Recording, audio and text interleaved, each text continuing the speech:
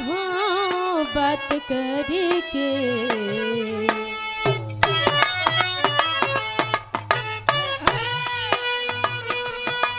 हम तुमसे मोहब्बत करके दिन रात सनम रोते हैं।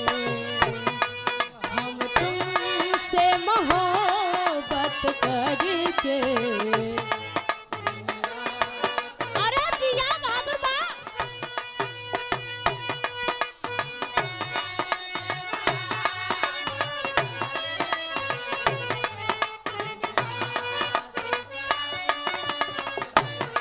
और ये देखे भैया अपन नाम नहीं बतौलन हो बे नाम बादशाह।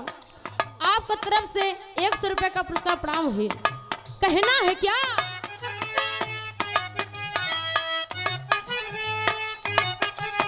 मेरी नींद गई मेरा चैन गया,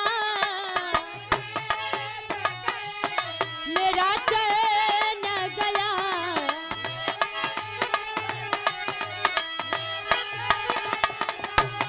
मेरी नींद गई मेरा चैन गया, और चैन से वो सोते हैं।